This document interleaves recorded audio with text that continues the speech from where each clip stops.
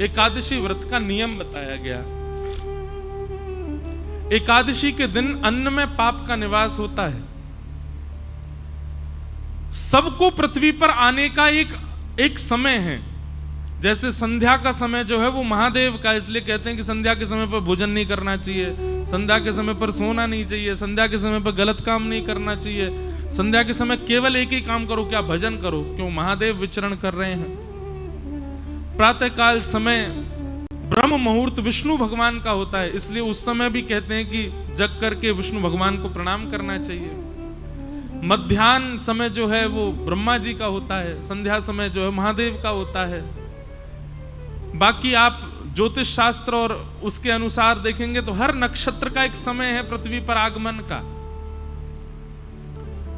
एक दिन पाप ने भगवान से कहा कि मुझे भी पृथ्वी पर स्थान दे दो। बोले तुम तो हो ही पृथ्वी पर, कितने कामों में तुम्हारा निवास है। बोले नहीं, आपके द्वारा व्यवस्थित एक ऐसी भाव हो जिसमें कभी कभी वैष्णवों को भी मेरा प्रकोप देखना पड़े, ऐसा कोई मुझे भी स्थान प्रदान कीजिए। भगवान बोले देखो, वैष्णवों को कभी पाप लगेगा नहीं, लेकिन फिर भी तुम्हारी ज्यादा इच्छा है कि हम तुमको कोई स्थान प्रदान करें। एकादशी के दिन अन्न में निवास करो, और एकादशी के दिन अन्न में पाप निवास करता है। लेकिन एक बात बहुत ध्यान से सुनिएगा, एकादशी के दिन अन्न पाने से पाप लगता क्या है। आपने किसी का हृदय दुखाया तो हृदय दुखाने का पाप लगेगा, किसी को मार दिया तो उसको पीड़ा देने का पाप लगेगा, गलत खाया गलत पिया तो गलत खान पान। एकादशी पर क्या पाप लगता है? पाप होता कौन सा एकादशी वाले दिन? बहुत ध्यान से सुनिएगा। जो पाप आपने गंगा स्नान से नष्ट किए हैं, जो पाप आपने पुण्य करके नष्ट किए हैं, जिन पापों को आपने प्रायश्चित करके नष्ट कर दिया है, एकादशी के दिन अन्न सेवन करने से नष्ट किए हुए पाप पुनर्जीवित होते हैं। इसलिए उस दिन अन्न नहीं सेवन करना चाहिए। नया नहीं लगेगा, पुराना जो खत्म हुआ है वो दोबारा रिन्यू हो जाएगा एकादशी के दिन अन्न सेवन करने से। तो एकादशी न्यू पाप नहीं लगाती, रिन्यू करती है पुराने पापों को। इसलिए उस दिन अन्न सेवन नहीं करना चाहिए। पर छोटे बालकों को, वृद्धों को, और विशेष रूप से जिनका स्वास्थ्य ठीक नहीं है उनको एकादशी व्रत पर एकादशी के दिन अन्न खाने की छूट होती है।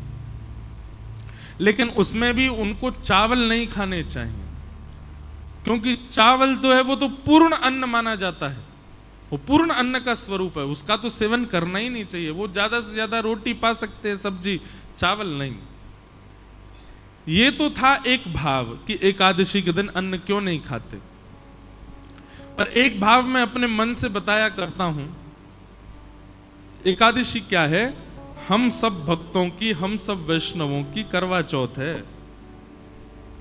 जैसे एक प्रियतमा अपने प्रियतम के दीर्घायु के लिए व्रत करती है।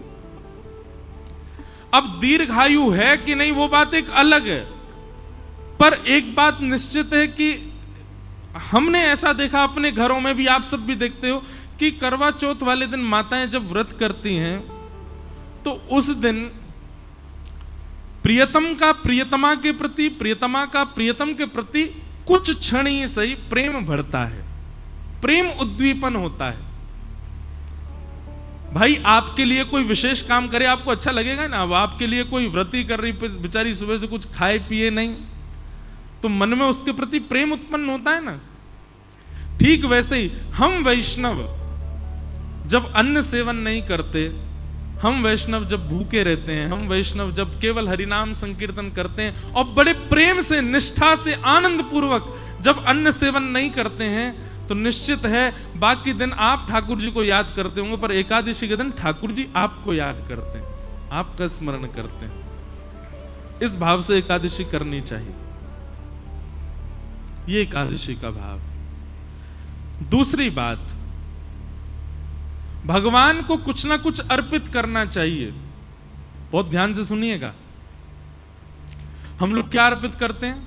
रुपया अर्पित करते हैं, धन अर्पित करते हैं, स्वर्ण अर्पित करते हैं, चांदी अर्पित करते हैं, कुछ भी अर्पित करते हैं। पर हमारे पास सबसे बहुमूल्य क्या है?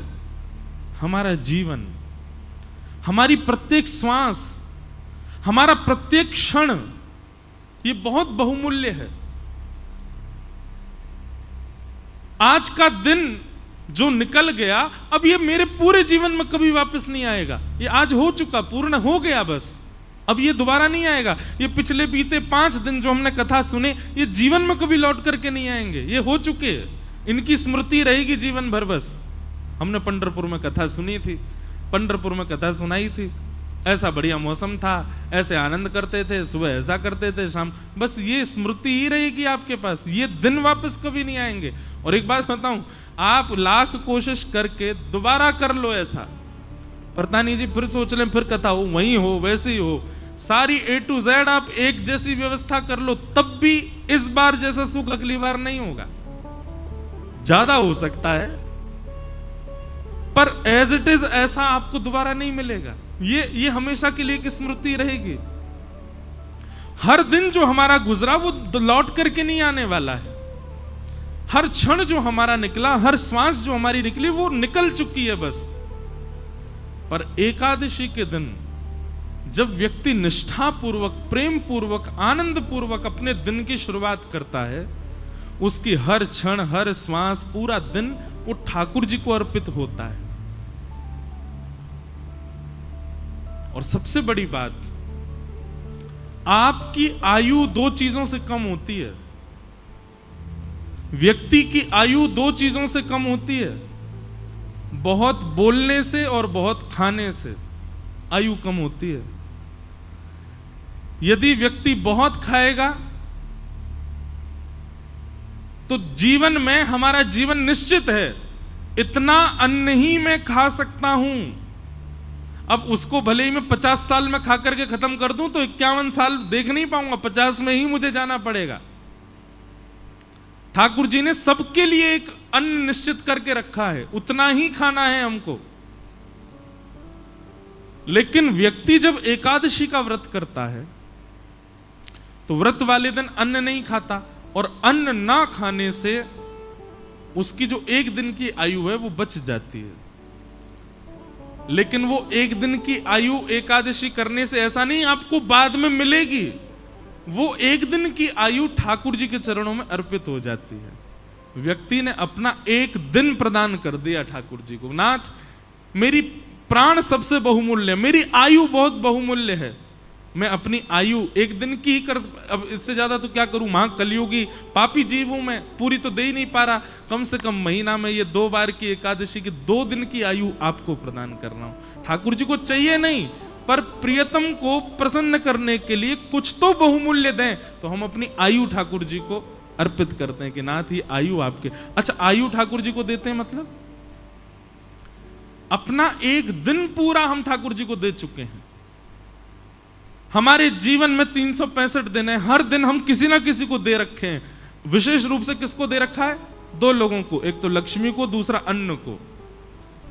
इन दोनों को हम हर दिन देते हैं, अन्न को भी हर दिन देते हैं, लक्ष्मी को भी हर दिन देते हैं। लेकिन ये एकादशी के दिन जब आप व्रत करते हो तो पूरा दिन ठाकुर जी को अर्पित हो जाता है, ठाकुर जी को दे दिया जाता है। एक प्रकार का महादान भी है एकादशी का व्रत करना। वैष्णवों के अंदर 3 निष्ठा होनी चाहिए। पहली नाम जप निष्ठा, दूसरी एकादशी निष्ठा, और तीसरी तुलसी माला पहनने की निष्ठा, तुलसी निष्ठा। अगर आप 3 निष्ठाओं में निष्पन्न हो तो आप वैष्णव हो। तो इस प्रकार से एकादशी व्रत का महात्म और महत्व बतलाया गया। व्यक्ति की सामर्थ्य हो तो उसको निश्चित ही एकादशी करनी चाहिए। और मैं बार बार एक ही बात कह रहा हूं, प्रसन्नता पूर्वक, गौरव करके और बहुत एक्साइटमेंट में एकादशी का व्रत किया करो। कहीं सुबह उठते ही महाराज पता चल गई नाश्ते में क्या बनाया, बोले आज तो बेटा नाश्ता में फल मिलेंगे, क्यों एकादशी, और आपको अरे आज एकादशी है, उसी समय तोड़ देना एकादशी, और तोड़ क्या देना, टूटी गई एकादशी। जैसे ही आपकी निष्ठा विफल हुई एकादशी टूट जाती है। लोग सोचते हैं नमक खाने से, जे खाने से एकादशी टूटती है, नहीं। आप जैसे ही अश्रद्धा रखते हैं, 1% भी अश्रद्धा होती है, उसी समय आपकी एकादशी टूट जाती है, आपका व्रत टूट जाता है। दूसरी बात, व्रत कब टूटता है?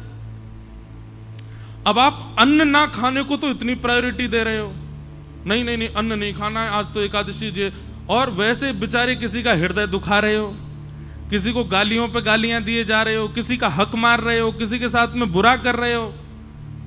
क्षमा करो, ऐसी एकादशी बिल्कुल मत रखो। एकादशी को भी रहता होगा कि भाई ऐसे व्यक्ति के पास मैं रहूं क्यों जो इतना बुरा करे। मतलब एक दिन तो आप कम से कम, जैसे हॉलीडे होता है ना, छुट्टी होती है, एकादशी के दिन अपने अवगुणों को छुट्टी रखा करो। आज चाहे कोई कुछ कर ले, पत्नी कितना भी चले, मैं क्रोध ही नहीं करूंगा, बच्चे चाहे कुछ भी कर ले, आज क्रोध नहीं करना, आज क्रोध की छुट्टी है। पता चला पूरा परिवार इंतजार कर रहा है एकादशी कब आएगी, उस दिन क्रोध तो करेंगे नहीं। अच्छा देखो कितना अच्छा व्रत। मैं तो कहता हूं कथा में कि एकादशी पर केवल अन्न छोड़ने वाला नियम नहीं, 2-4 नियम और करो।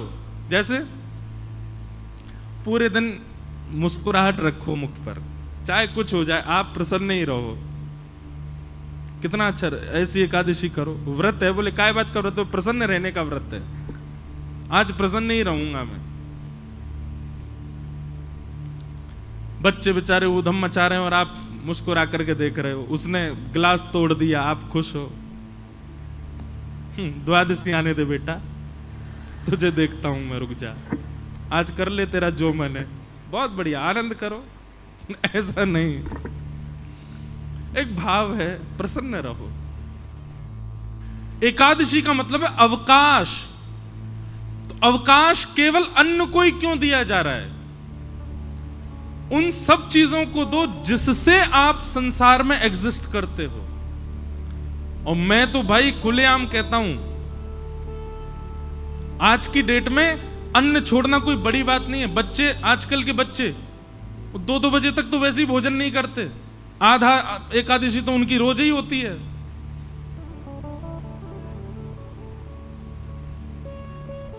भूखा रहना कोई बड़ी बात नहीं है आज की डेट में। एकादशी का मतलब, व्रत का मतलब अपने एडिक्शन का त्याग करो। जिस समय व्रतों का निर्माण किया गया उस समय मानव का एक ही एडिक्शन था, भोजन। उसको यही रहता था कैसे भी भोजन मिले। सुबह उठते ही बच्चे घूमते रहते थे मां के पीछे, क्या बोल, पराठे बनाओ, भोजन।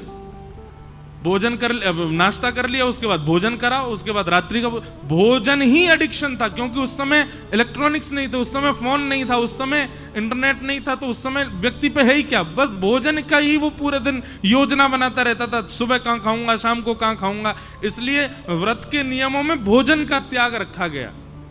पर अब स्वरूप बदल गया, अब भोजन की जरूरत नहीं व्यक्ति को। अब तो इसकी एकादशी करो। मैं तो नहीं करता, पर मैं अगर बदलाव करना चाहूं अपनी एकादशी में, तो मेरे को 2 नियम करने का बहुत मन होता है। वैसे तो बताना नहीं चाहिए, करूं तब बताऊं, लेकिन फिर भी बता देता हूं। किसी को मुझसे पहले लग रहा हो तो आज पंढरपुर में ही नियम लेके चले जाओ। एकादशी के दिन 2 नियम तो करो। पहला, मौन, बोलो मत। और ये आपके ऑफिस को, ये आपके फैक्ट्री के लोगों को, दुकान के लोगों को, परिवार के लोगों, सबको बता दो, भाई तुम मुझसे पूरे महीना बात करो, एकादशी के दिन मौन रहूंगा मैं। और दूसरा, एकादशी के दिन इसका प्रयोग मत करो। और करो तो केवल कॉलिंग उठाने के लिए उठाओगे तो करोगे क्या, बोल तो सकते नहीं हो। मौन रहो और इसका प्रयोग मत करो। इसको भी स्विच ऑफ रखो। सबको एक दिन पहले ही 10वीं को ही मैसेज डाल दो, कल एकादशी है, फोन बंद रहेगा मेरा। महाराज तब असली एकादशी मानी जाएगी आपकी। और फिर करना क्या, पूरे दिन केवल हरि स्मरण। सुबह जगन्नाथ जी के स्मरण से प्रारंभ करो, मध्याह्न द्वारिका जी का स्मरण करके, दोपहर में व्रजमंडल का स्मरण करो, सब कथाएं आदि श्रवण करते हुए रात्रि में पंडरीनाथ भगवान का स्मरण करके फिर अपनी एकादशी को विश्राम दो। ये है मूल एकादशी, है वास्तविक एकादशी। एकादशी को लोगों ने आजकल फैशन के रूप में एकादशी कर रहे हैं, उसका भी एक रूप बना लिया है, उसको भी एक एंजॉयमेंट। ठीक है, एंजॉय तो करना है, पर भगवत स्मृति के साथ में करना है। और आज की डेट में क्षमा कीजिएगा, भगवत स्मृति में सबसे बड़ी बाधा है ये, सबसे बड़ी बाधा। अब प्रयोग करने के ऊपर है, आप किस रूप से उसका प्रयोग करते हो। तो एकादशी व्रत करो, और व्रत किसका करो, अपने एडिक्शन का व्रत करो, अपने बुरी भावनाओं का व्रत करो, अपनी बुरी आदतों का व्रत करो, उन सब बातों का व्रत करो जिनके बिना आप रह ही नहीं पाते हो। उनका व्रत एकादशी के दिन हो, तब आपकी मूल एकादशी।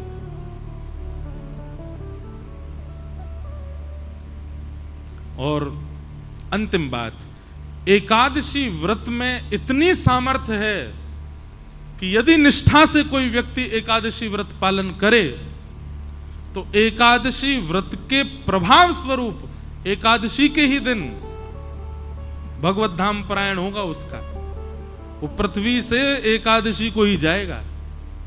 और ये मैंने अपने आंखों से देखा, अनुभव किया है। बड़े बड़े भजनानंदी, बड़े बड़े वैष्णवों की आप तिथियां देखो, वो एकादशी को ही जाते हैं। और एकादशी को जाने का मतलब क्या है, स्वयं शंख चक्र गदा पद्मधारी नारायण ही उनको लेकर के गए हैं, ये इस बात का प्रमाण है। तो एकादशी व्रत में बहुत निष्ठा, एकादशी को सामान्य नहीं।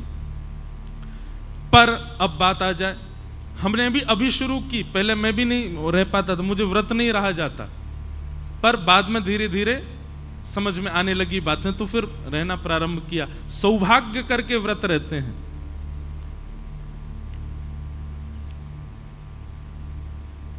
लेकिन अब कई जगह एकादशी निषेध है, जैसे जगन्नाथपुरी में वहां एकादशी नहीं होती।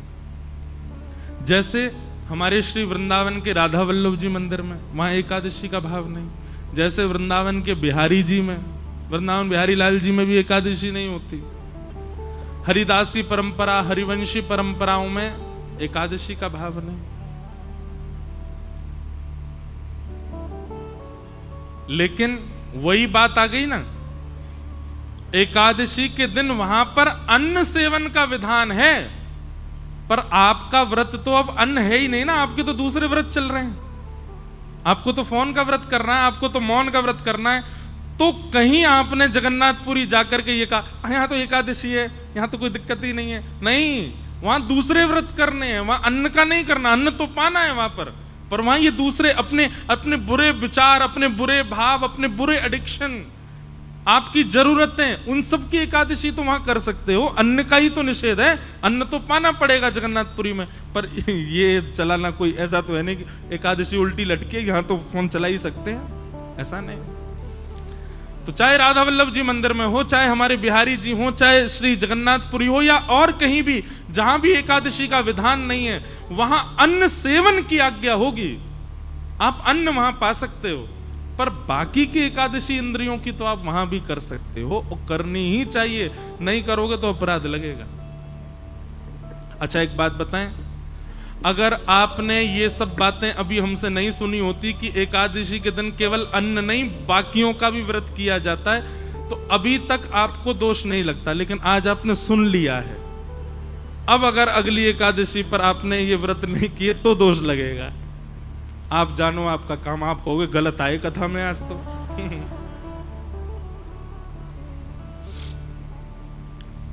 अब सुन लिया है ना आपने, अब तो आपको पालन करना पड़ेगा। फोन ही नहीं, चलो आप कहोगे ऐसा हमारा काम है कि बिना फोन के तो एक दिन नहीं चलेगा।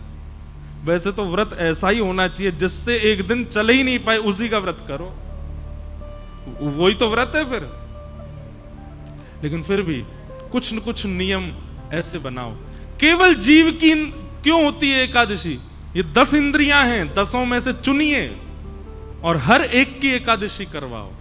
आंखों की भी, कानों की भी, जीव की भी, त्वचा की भी, हाथ की भी, पैर की भी, अपनी गुप्त इंद्रियों की भी एकादशी करो। एकादशी ठाकुर जी उस दिन आंख खोल करके देखते हैं ठाकुर जी कौन कौन मुझे याद कर रहा है, इसलिए एकादशी व्रत करो।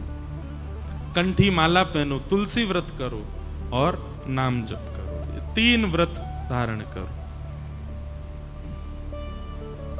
इस प्रकार एकादशी व्रत की बात बताई गई और अब यहां से प्रारंभ होता है रास पंचाध्याय, रास की कथा। बहुत सावधानी से सब लोग प्रसन्न मुद्रा में विराजिएगा। अच्छा, हमारी किसी ने कथा सुनी हो, हमने एक बात बताई है कथा में कि जब रास बिहार होता है ना, तो किशोरी जी की जो नृत्य की मुद्रा है ना, किशोरी जी जब नृत्य करती हैं तो उनकी ऐसे भुजा रहती है। किशोरी जी उर्ध बाहु होकर के नृत्य करती हैं और ठाकुर जी ऐसे ही नृत्य करते हैं। यही इनका स्वरूप है, नाचने का यही तरीका है ठाकुर जी का। इसीलिए रास बिहार करते करते किशोरी जी ऐसे नाच रही थी, ठाकुर जी ऐसे नाच रहे थे। जब दोनों समीप होके एक हुए तो बाम अंग में श्री जी और दाहिने अंग में ठाकुर जी प्रकट हो गए, श्रीनाथ जी। वही है हमारे श्रीनाथ जी। ये श्रीनाथ जी जो हैं ये अलग नहीं है, किशोरी जी और ठाकुर जी का मिलित स्वरूप है। ये बाम अंग जो है ये किशोरी जी हैं। इस प्रकार से बुझाए ठाकुर। कल हमारे लाल जी आए थे ना, उनका बाम अंग जो है, मेरे को कई लोग कहते हैं लाल जी के साथ में लाडली जी को भी रखो महाराज। मैंने कि तुमको दिख नहीं रही है, लाडली जी हैं। ये लाडली जी तो हैं, आधी जो हैं, आधी नहीं कहेंगे। एक रसिक उसका एक और भाव बताते हैं कि श्रीनाथ जी का जो स्वरूप है वो कैसा है। किशोरी जी ऐसे हैं और श्री श्याम सुंदर ऐसे हैं। तो ये हिस्सा और ये हिस्सा दोनों एक हुए, तब श्रीनाथ जी का रूप प्रकट हुआ। एक दूसरे को सन्मुख खड़े हैं, तब श्री जी बाबा प्रकट हुए।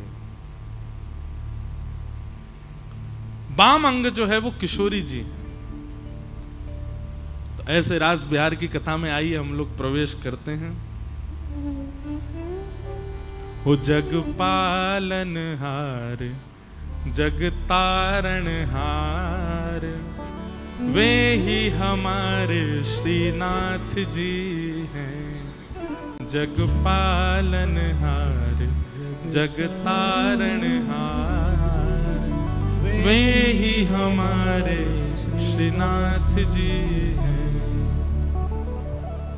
आप सबको निमंत्रण दे दें। प्यारे गिरधर लाल जी कल आए थे। श्री गिरधर लाल जी का जन्मदिन होता है, जन्मोत्सव होता है मकर संक्रांति। और मकर संक्रांति अधिकतर जनवरी की 14 या 15 तारीख को ही आती है। तो 11 से लेकर के 17 जनवरी हर वर्ष का फिक्स है श्री गिरधर लाल जी का जन्मोत्सव। 7 दिन का होता है उत्सव, अलग अलग जगह होता है। इस बार श्री द्वारिका धाम में था 11 से 17 जनवरी। उससे पहले श्री अयोध्या जी में था 11 से 17 जनवरी। उससे पूर्व जगन्नाथपुरी में होना था पर कोविड की वजह से वृंदावन में हुआ। और उससे पहले पंढरपुर में होना था। और यही रुक्मणी विठल भक्त निवास, यही पूरा बुक करके गए थे। इसी के सामने एक मैदान है, वहां पर ठाकुर जी का उत्सव होना था, पर कोविड की वजह से पंढरपुर का उत्सव भी वृंदावन में ही हुआ। तो इस प्रकार ठाकुर जी के हर वर्ष उत्सव होते हैं। अगला उत्सव जो है मतलब 2025 में 11 से 17 जनवरी ठाकुर जी का, श्री गिरधरलाल जी का उत्सव है नाथ द्वार में, श्रीनाथ जी में। हमारे बहुत सारे वैष्णव जो यहाँ बैठे हैं, सबसे हमारी प्रार्थना, सब लोग जरूर श्रीनाथ द्वारा आइएगा। नाथ द्वारा में हमारे श्री गिरधरलाल जी का उत्सव होगा। बहुत आनंद आता है उत्सव में। हमको लोग बाग कहते हैं जब कुछ आप भी नृत्य करो, मैंने कहा मैं 7 ही दिन नाचता हूँ पूरे साल भर में, वो हमारे लाल जी के उत्सव में खूब नृत्य करते हैं। उसमें सुबह कथा होती है, कथा का कोई क्रम नहीं होता, स्वच्छंद कथा चलती है, जो मन करे उस विषय पर भाव चलता है, उसका आनंद ही अलग होता है। और फिर उसके बाद दोपहर में सब लोग प्रसाद पाक के आराम करो, रात्रि में ठाकुर जी सवारी करके आते हैं और फिर उत्सव, ठाकुर जी के नए नए उत्सव होते हैं, नए नए कलाकार आते हैं, आकर के ठाकुर जी का मंगल भाव सुनाते हैं। ऐसा उत्सव रहता है। 11 से 17 जनवरी सब लोग आना नाथ द्वारा। आपने बुलाया तो हम पंढरपुर आए, अब हम बुला रहे हैं आप नाथ द्वारा आना श्री गिरधर लाल जी के उत्सव में। आइए रास पंचाध्यायी में सब प्रवेश करना। अब बंधुओं ज्ञान वैराग्य आदि सब बाहर कर दो, अब तो केवल प्रेम की चर्चा है। इस विषय पर संशय उत्पन्न नहीं होना चाहिए कि ये कैसी लीला, इसलिए बहुत ध्यान पूर्वक सुनिएगा। भगवान पिता रात्रि शरदोत्फुल्ल मल्लिका विक्षरन्तुं मनश्चक्रे योग मायाम उपाश्रित।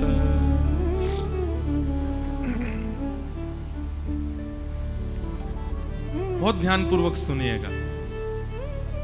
भगवान ने जब चीरहरण किया गोपियों का, चीरहरण के समय भगवान ने सब गोपियों को आश्वासित किया कि शरद पूर्णिमा की रात्रि पर हम आपके साथ रास विहार करेंगे। और तभी से समस्त गोपियां ठाकुर जी की प्रतीक्षा में हैं। मैंने कल भी कहा था और मैं आज भी कहूं, ठाकुर जी के साथ रास विहार करने वाली गोपियों की आयु निश्चित नहीं है। छोटी से छोटी गोपी भी है और बुजुर्ग से बिना दांत वाली गोपियां भी रास में हैं, जिनको 4 गोपियां पकड़ के लाई हैं, वो चलना भी नहीं आता उनको, चला भी नहीं जा रहा है। ऐसी वृद्धा गोपियां भी ठाकुर जी को अपना प्रियतम मानती हैं। तो इतनी छोटी गोपी और इतनी विशाल, इतनी बड़ी वृद्ध गोपी भी ठाकुर जी को प्रियतम मानती है। इस बात से क्या प्रमाणित होता है? ये काम लीला नहीं है, यहां काम दृष्टि नहीं है गोपियों के चित्त में।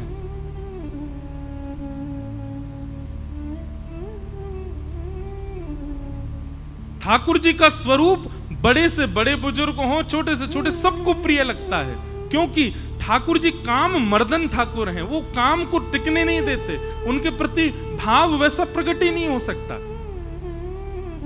वो स्वच्छंद प्रेम है और स्वच्छंद प्रेम का ये प्रतीक होता है कि वो काम विहीन होता है। इसीलिए मैं कहा करता हूं, संसार में हर व्यक्ति से आपको प्यार हो सकता है, स्नेह हो सकता है, आकर्षण हो सकता है, प्रेम नहीं हो सकता, क्योंकि प्रेम स्वार्थ और काम से विहीन होता है। और संसार में आपका किसी से भी संबंध बिना स्वार्थ और बिना प्रेम के नहीं होता, बिना काम के नहीं होता। हर किसी का हर किसी से स्वार्थ है। सुर नर मुनि जन की यह रीति, स्वार्थ लाग कर ही सब प्रीति। सब स्वार्थ के लिए प्रीति करते हैं। बुरा नहीं मानिएगा, आज मैं कथा कर रहा हूं तो मेरा कथा सुनाना और आपका उस कथा में कुछ भाव ग्रहण करके अपने जीवन के प्रश्नों के उत्तर ग्रहण करना, यह भी एक सूक्ष्म स्वार्थ है। इसीलिए प्रेम है। जिस दिन वो स्वार्थ सिद्ध हो गया, अब नहीं बन रहा काम, तो होगा कि वह प्रेम धीरे धीरे कम हो जाएगा, लेकिन वो प्रेम है ही नहीं। प्रेम के 2 स्वरूप समझिएगा। प्रेम का पहला स्वरूप कि जहां काम और स्वार्थ है, वहां यदि आपका आकर्षण है तो वो आकर्षण है, वो प्रेम नहीं है। और दूसरी बात, प्रेम का एक स्वरूप होता है, चाहे जो हो जाए, प्रेम प्रतिदिन बढ़ता है, कम कभी नहीं होता। एक माता जी मेरे को कल परसों बोली कि भजन में वर्धमान कैसे रहे हम। बहुत ध्यान से सुनिएगा।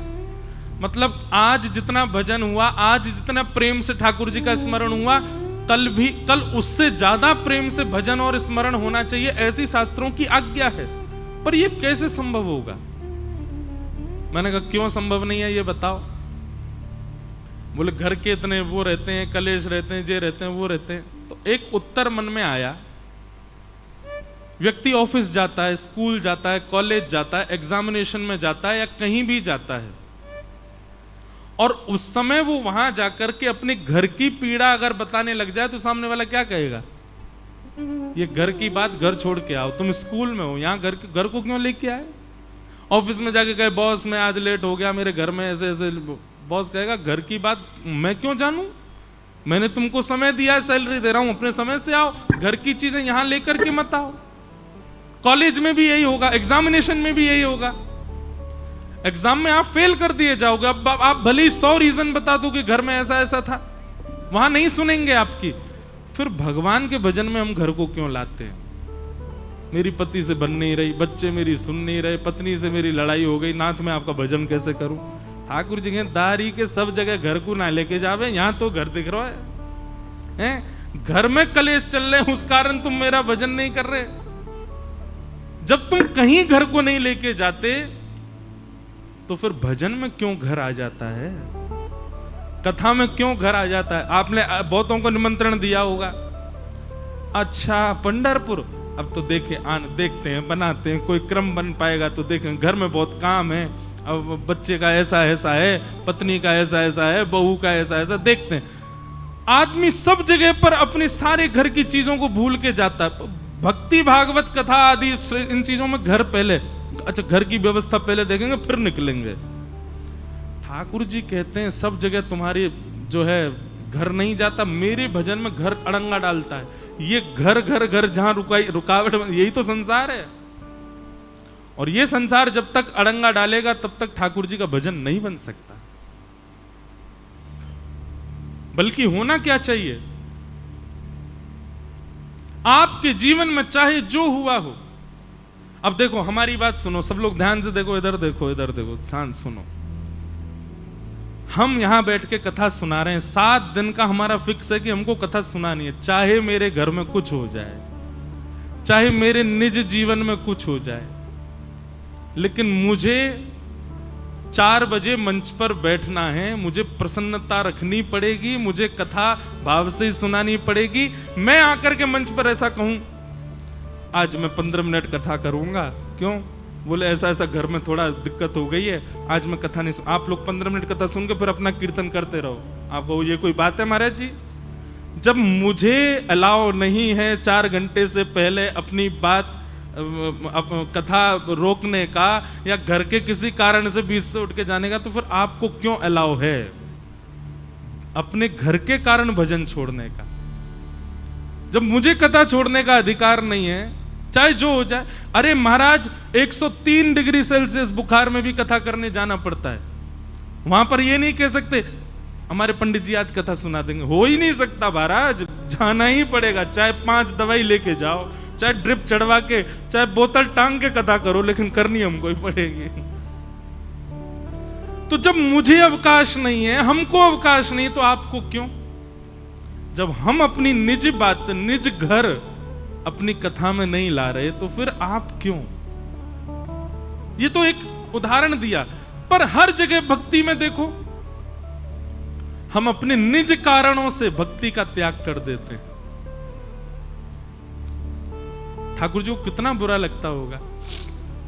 भगवान कहते हैं हाँ जैसे मुझ पे तो तेरे लिए ही समय रखा है, मैं तो तेरे लिए ही, मुझ पे तो कोई काम ही नहीं है, लेकिन फिर भी ठाकुर जी खड़े हैं, आओ मेरे दर्शन करो, आओ मैं तुम्हारे लिए सहज हूं।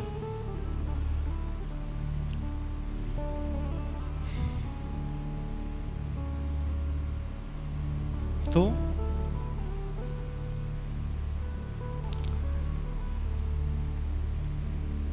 पता नहीं किस विषय को लेके मैंने शुरू किया था ये भाव, मैं तो भूल गया। हाँ किसी को याद है? रास, वो तो मुझे भी पता है, पर ये अवकाश वाली बात क्यों शुरू करी थी पता नहीं, छोड़ो, आएगी, याद आ जाएगी। तो भगवान ने गोपियों को कहा कि हम शरद पूर्णिमा की रात्रि पर आपसे मिलेंगे। गोपियों को कहा शरद पूर्णिमा की रात्रि पर आप सब आना, हम आपसे मिलेंगे।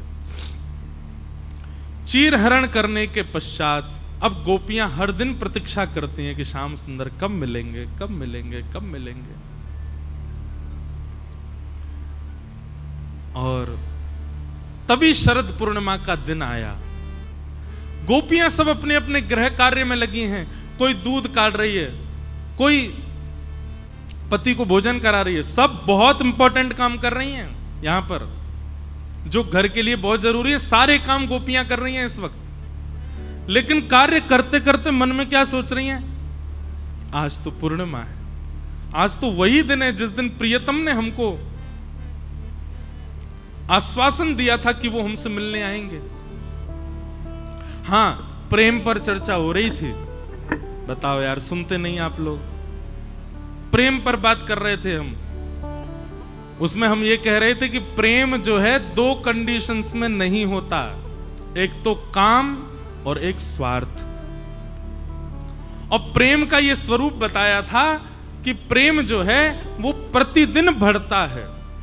आज जितना आपसे मेरा स्नेह है, संसार में कैसा है पता है? अब जैसे कई लोग हैं, हमारी कथा सुनते हैं, कथा सुनकर उनको प्रेम हो जाता, अब महाराज जी से मिलने जाना, महाराज जी से मिलके आएंगे। आप जिस दिन आते हैं उस दिन आपका प्रेम जितना होगा ना, अगले दिन फिर मिलोगे पहले से 1 पॉइंट कम होगा, फिर उसके अगले दिन मिलोगे 2 पॉइंट और कम होगा, तीसरे दिन मिलोगे 3-4 पॉइंट और कम होगा। प्रतिदिन प्रेम, क्योंकि संसार में है।